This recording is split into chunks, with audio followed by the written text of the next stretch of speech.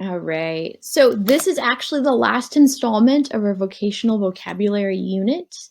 Um, we're going to be going over overtime and sick leave, what they are, what they mean for us when we're working, and why they're important concepts to know.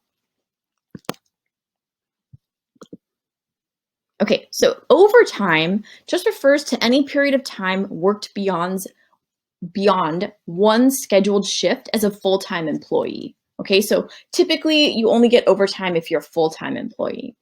In California, overtime is paid at either 1.5 times or 2 times your hourly wage. And this really depends on the exact amount of time you worked beyond your shift. Okay, so did you work, 1 hour versus 4 hours, right?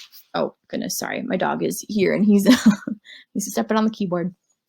So when you work overtime at the request of your boss or manager, it can be a great way to earn additional income, okay? You earn more money.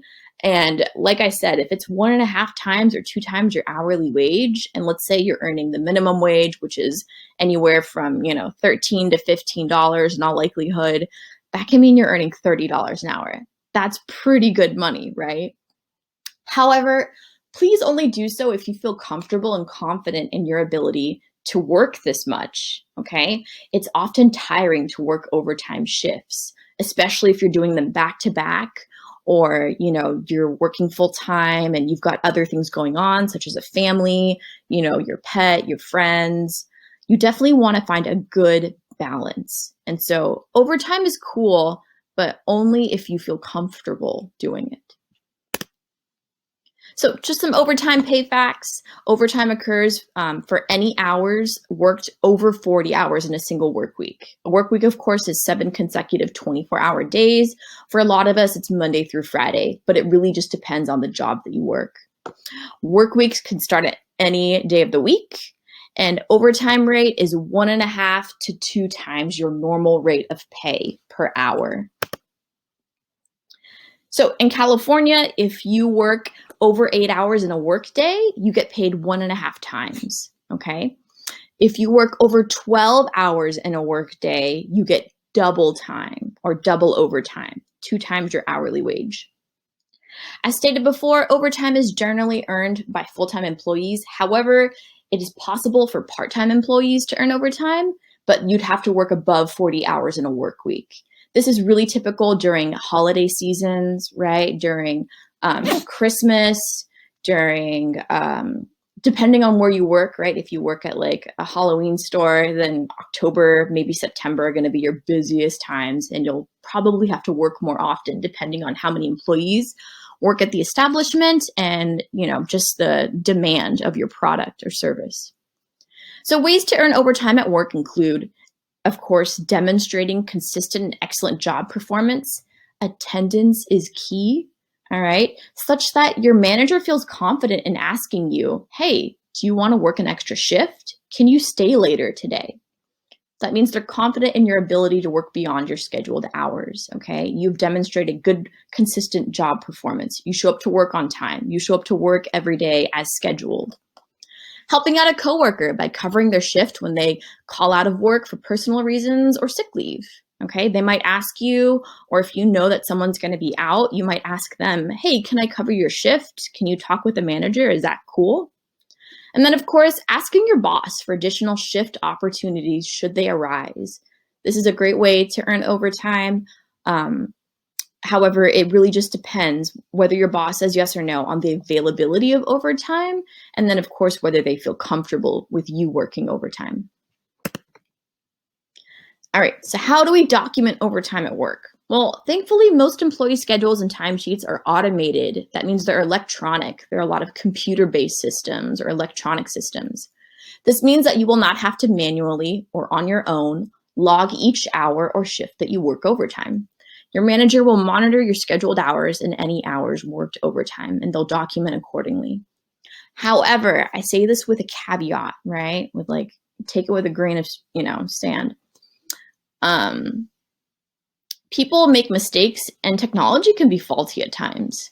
So I recommend keeping an additional paper-based or electronic based, document You might use a spreadsheet. You can even use, a Word document, whatever you feel more comfortable doing. Log your worked hours just in case, all right? This way, if a discrepancy or a difference occurs on your pay stub between the hours that you actually worked versus what you're being paid for, if that happens, you have some evidence to back up your claim. You can say, actually, I did stay later on Thursday. I, stayed 2 hours past my scheduled shift. Or I came in on a Saturday after I'd worked all week per, my manager. And then of course you can also rely, well, I don't want to say rely, but you can also utilize the eyewitness accounts of your coworkers, the managers who are on shift, things like that. Okay, last but not least, sick leave. Sick leave is a type of job benefit that allows you to use paid time off when you are feeling ill or when you need to care for someone in your family who is feeling ill. This means that although you are not going to work due to illness, you will still be paid as though you were at work. So it's kind of nice, right? You get, time off to recuperate and heal, but you'll still get paid. So by law, you cannot be penalized for use of approved sick time. However, it's really important that you provide your manager and employing agency enough advance notice that you will be using sick leave. Okay, ideally, this is like 24 to 48 hours beforehand. So if you're scheduled to come in on Friday and Friday at, 5 p.m., you tell your boss, hey, I'm not feeling well, I'm not coming in. That's not a good thing. They might actually dock you the time since you did not provide advance notice. Or they will, of course, allow you to use sick leave, but you might get docked when it comes to your upcoming evaluation, and that's never good. So this is just a bit of background on paid sick leave in the state of California, which is where we live. Effective July 1st, 2015, California employers must provide their California employees with at least 3 days or 24 hours of paid sick leave per year. Okay. So any employee who works in California for 30 days or more within a year from commencement of employment, this includes part-time, temporary, and seasonal employees. So this was a pretty big move in terms of, employee rights, which is great. However, there are some stipulations, okay, in terms of when you can use it, how much you get exactly for your job, especially if you're a new employee.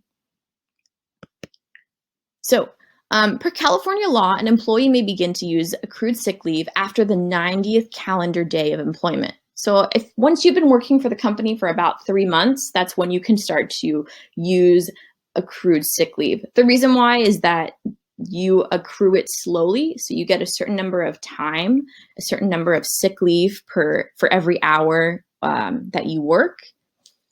And so, yes, after the 90th day, once you're for sure an employee and you've been working a while, then you can start to use sick leave, utilize it. So you may use paid sick leave if you need to take care of yourself when you're ill, if you need to go to a doctor's appointment for a pre-existing medical condition, if you need to take care of a family member who is ill. This includes taking them to the doctor when needed. So say that you live with your mom and dad and your mom has diabetes and she needs to go see an endocrinologist, twice a year, you can utilize your paid sick leave to take your parent to their doctor's appointment, okay? And then of course, you can also use it to seek assistance if you are a victim of domestic violence or assault. And so what domestic violence and assault is, it's when someone in your family or your romantic partner knowingly harms you, okay? This can be physical, this can be emotional and mental. Basically, they're saying you can use sick leave to get help from a domestic violence agency, from the police, from a doctor if needed. So it's always a good idea to get a doctor's note when applicable, just to confirm your absence, all right, for that just in case. Again, everyone is entitled to sick leave once you meet the requirements, but I find it just beneficial for your own documentation to have a doctor's note, okay? And that's assuming that you are sick enough to go to the doctor. A lot of times if we have the common cold or, if we have like a really bad headache or it's that time of the month, you likely won't go to the doctor. So you won't require a doctor's note in that case. So ideally, in order to use sick leave, the moment you start to feel ill, or once you know a family member starts to feel ill, notify your boss and talk with them about possibly missing work in the next few days. Okay, you don't have to share the nature or extent of the illness, but you do need to notify them that something has changed. Okay. If you know you have a doctor's appointment scheduled, also share the date rather with your manager so that they can anticipate your absence and have someone ready to take over your shift. So that's really the reason why we're sharing this information with our employer, is so that they can anticipate us being absent and they can find someone to replace us for that day or to take over our shift so that they have coverage on their end. You can notify your boss in person, over the phone, or over email, although it's really preferred to do so in writing, so through email. That way you have documentation that you requested to use sick leave, okay? So sometimes people will, you tell your boss in person, they say yes, but then, people are human, right? We make mistakes, and maybe your boss forgot about it and forgot to assign someone to cover your shift that day. It's better to tell them in person and send an email or get it in writing that you will be out and that you need coverage for that day.